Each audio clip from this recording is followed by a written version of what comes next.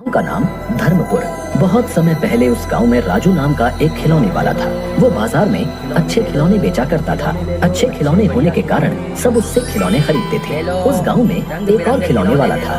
उसका नाम था कमल। वो राजू से बहुत जलता था। वो यही सोचता था कि कैसे राजू को परेशान किया जाए, लेकिन कमल हमेशा असफल रहता था क्योंकि राजू को खिलौने बेचते हुए देखता रहता था। पापा खिलौने। भैया वो लाल रंग का खिलौना देना मेरे बच्चे को। ये लो बेटा, ये लो। मुझे वो नीले रंग की गाड़ी दे दो अंकल। अरे ये क्या, इतनी भीड़ लगाकर खड़े हैं पर फिर भी मुझसे कोई खिलौने खरीदने नहीं आ रहा है। ले लो, ले लो, रंग बिरंगे खिलौने ले लो। मैं खिलौने बेचता हूँ, कबाड़ नहीं। दाम कम, खिलौना अच्छा। एक बार खरीदने के बाद चले सालों साल। अरे ये क्या, बाजार में किसी ने इस तरफ मुड़कर भी नहीं देखा। लगता है सबके सब बहरे हो गए हैं। लगता है कुछ ना कुछ गड़बड़ है। राजू के पास ही जाकर देखता हूँ, वहीं पर ज्यादा बच्चे हैं। अरे क्या हुआ कमल भाई, तुम यहाँ क्यों आ गए? असल में वहाँ बच्चे नहीं आ रहे हैं। तुम्हारे यहाँ तो बच्चे भीड़ लगाकर खिलौने ले रहे हैं, इसलिए सोचा इधर ही कुछ शुभ है। अरे कमल भाई, ऐसा कुछ नहीं है। असल में बात ये है कि लोग पैसा देकर अच्छा सामान खरीदते हैं। तुम भी अच्छे खिलौने दो तो बच्चे भी तुम्हारे पास भीड़ लगाकर खिलौने खरीदेंगे। हाँ बेटा, तुम्हें कौन सा खिलौना चाहिए? अंकल वो हरा वाला। देखो कमल भाई, मैं सबको अच्छे खिलौने ही बेचता हूँ। हाँ, लेकिन मुझे थोड़ा कम लाभ होता है। लेकिन ज्यादा लाभ के चक्कर में कहीं कुछ भी ना मिले तो फिर। कमल खिलौने वाला सोचते हुए बोलता है। बड़ा ज्ञान देने वाला बन रहा है। रुक, तेरा ज्ञान निकालता हूँ। कमल भाई, तुम यहाँ पर खिलौने बेचो और मैं तुम्हारी जगह जाकर खिलौने बेचता हूँ। ठीक है कमल भाई? जैसे तुम्हारी मर्जी राजू। फिर ये मत कहना कमल ने मेरे ग्राहक छीन लिए। दोनों हल्की सी हंसी हंसते हैं। नहीं कमल भाई, कोई किसी का भाग्य नहीं छीन सकता, तुम निश्चिंत रहो। दोनों ने अपनी अपनी जगह बदल ली। एक बच्चा दौड़ कर आता है। राजू खिलौने वाले की दुकान के सामने जाकर खड़ा हो जाता है, लेकिन वहाँ पर कमल अपने खिलौने बेच रहा होता है। बेटा, तुम्हें खिलौना चाहिए ना? बताओ कौन सा? अंकल वो राजू अंकल कहाँ हैं? मैं उन्हीं से खिलौना लेता हूँ। कमल राजू की ओर इशारा करते हुए बच्चे को बताता है। बच्चा दौड़कर राजू के पास जाता है। अगला दिन चिंता में घूमते हुए राजू खिलौने वाले के घर जाता है। तभी वो देखता है कि राजू अपने खिलौने बेचने के लिए तैयार कर रहा है। और तभी राजू खिलौने वाला किसी काम से बाहर जाता है और कमल चुपके से उसके घर में घुस जाता है। फिर वो कुछ खिलौने खराब कर देने के बाद जब अपने घर वापस जा रहा होता है तो एक बच्चा उसको भागते हुए देख लेता है। अरे ये तो कमल खिलौने वाला है, लेकिन ये भाग क्यों रहा है? उसी दिन बाजार में बच्चा। अंकल मुझे वो हाथी देना। अरे अंकल, इस हाथी का तो पैर टूटा हुआ है। अरे राजू, ये क्या टूटे हुए खिलौने दे रहे हो बच्चे को? मैं तुम्हारे पास से खिलौने नहीं लूंगा। राजू अंकल, आप मुझे टूटे हुए खिलौने दे रहे हो। तभी कमल आवाज लगाते हुए बोला, आइए आइए आइए, रंग बिरंगे खिलौने, मजबूत खिलौने, अच्छे खिलौने, बिना टूटे हुए खिलौने मिलेंगे मेरे पास। आइए, इधर आइए। तभी बच्चे दौड़कर कमल खिलौने वाले की दुकान पर चले जाते हैं और उससे खिलौने खरीदने लगते हैं। अगले दिन राजू खिलौने वाला सभी खिलौने अच्छे से पैक करने के बाद चारों तरफ अच्छे से देखकर तौलिया लेकर नहाने चला जाता है। उसके बाद कमल राजू के खिलौने वाली जगह पर आया और कमल ने पहले की तरह ही राजू के खिलौने खराब कर दिए। आज बाजार में कमल के पास भी बहुत भीड़ थी बच्चों की। तभी राजू की दुकान पर, मुझे वो घोड़ा दे दो, लेकिन देखना टूटा ना हो। नहीं नहीं, कल पता नहीं कैसे टूट गए खिलौने, मुझे पता ही नहीं चला।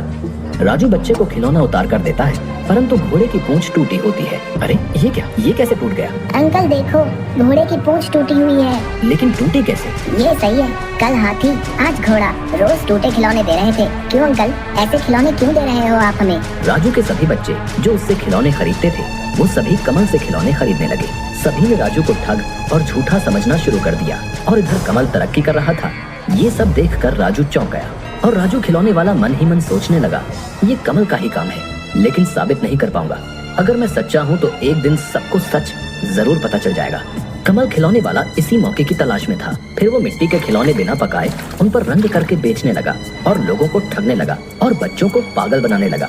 अगले दिन हंसते हुए कमल खिलौने वाला अपने घर। अरे सुनती हो, कहाँ हो?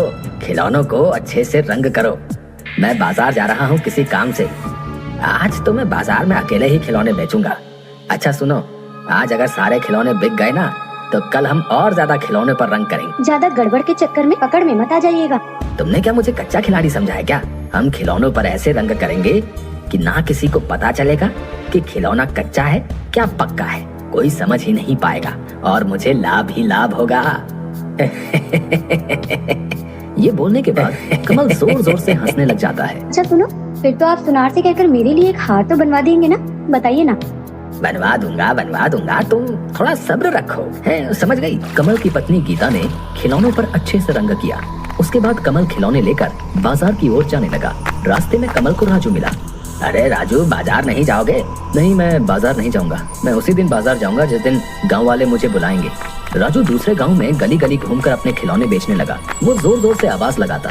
धूप से, गर्मी में उसे बहुत कष्ट होता था, पर इसके अलावा राजू के पास और कोई दूसरा रास्ता नहीं था। राजू खिलौने वाला दूसरे गांव में आवाज लगाते हुए, खिलौने ले लो, खिलौने ले लो, खिलौने ले लो, अच्छे बढ़िया खिलौने, खिलौने खिलौने खिलौने ले लो, खिलौने ले लो, अच्छे बढ़िया खिलौने। कमल रात को घर में लाभ के पैसों का हिसाब कर रहा था और कमल की पत्नी लालची नजरों से देख रही थी। कमल हंसते हंसते कहता है अरे सुनो गीता, आज सारे खर्चे को छोड़कर लाभ हुआ है 700। कल और ज्यादा खिलौनों पर रंग करना पड़ेगा। आज खिलौने कम पड़ गए बाजार में, सभी बच्चों को नहीं दे पाया। अच्छा सुनो, अपने कालू सुनार से कह तो दिया है ना? कह दूंगा जी, कह दूंगा। महीने के आखिर में ही कहूंगा। काम थोड़ा जमने तो दो। अगले दिन बाजार में, मुझे वो गाय चाहिए काले रंग की। बच्चा खिलौना लेकर बोला, ये क्या अंकल, इसका तो रंग उतर रहा है। क्या? नहीं तो। ये देखो अंकल, रंग मेरे हाथ पर आ गया।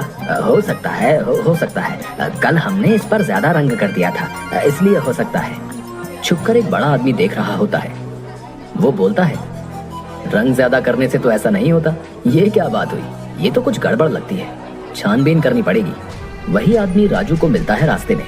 क्या राजू भैया, बाजार में नहीं बेचते अब खिलौने? नहीं भाई, पता नहीं क्या से क्या हुआ, कुछ भी समझ नहीं पाया। मैंने सब अच्छे तरीके से खिलौने तैयार किए, लेकिन जब बाजार में जाकर बच्चे को दिए तो कुछ खिलौने टूटे हुए निकले। फिर दूसरे दिन भी ऐसा ही हुआ। राजू भैया, मुझे जरा शक हो रहा है, बताऊं कि ना बताऊं?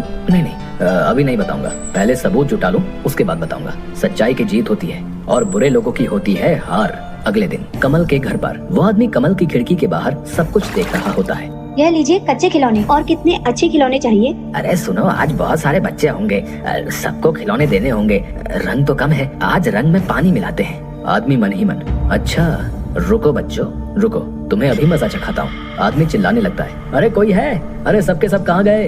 अरे कोई है? अरे सब कहाँ हो? देखो कमल भाई क्या कर रहे हैं, देखो देखो। इतने दिनों से तुम लोगों ने कच्ची मिट्टी खरीदी है और पक्की मिट्टी का भाव दिया है। देखो देखो कमल भाई क्या कर रहे हैं। कमल और कमल की पत्नी पंचायत में सिर झुका के खड़े हैं। जिन लोगों ने कमल से खिलौने खरीदे थे वो भी खड़े हैं। पंचायत में आदमी बोलता है, कमल भाई ने राजू भाई के खिलौने खराब किए, क्योंकि उस आदमी ने कमल को राजू के घर से भागते हुए देखा था। छी कमल छी, बच्चों के खिलौनों में मिलावट करता है। सुनो, तुम्हारी सजा है। तुम्हें तुम्हारा सिर मुंडवा कर, मुंह काला करके गधे पर बैठा कर पूरे गांव में घुमाया जाए और तुम्हारे सीने पर एक कागज पर लिखा जाएगा कि मैं बेईमान और लालची हूँ, और राजू को खबर भिजवाओ। कल से वो बाजार में खिलौने बेचने के लिए आ सकता है। गधे की पीठ पर कमल बैठा शर्म से है सर नीचा और मुंह है काला। गांव वाले राजू के पास आए और बोले, राजू भाई, आप ही बाजार में खिलौने बेचिए, हमारे बच्चों से गलती हो गई। राजू आसमान की तरफ देखने लगा और उसकी आंखों में आंसू आ गए।